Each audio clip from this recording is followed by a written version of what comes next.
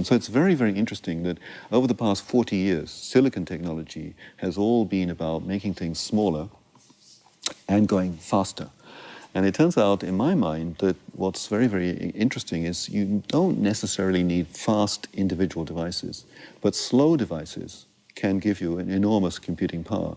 And I think, in my mind, maybe this is not correct, but I think, in my own mind, the type of computing we need is going to change, because we need much more distributed computing.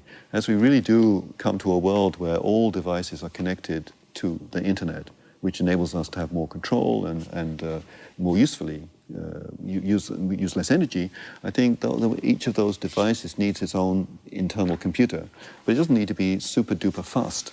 But what it needs to be is use very little energy. So I think there's a need for types of computing power, computing architectures that consume much less energy and can be distributed widely.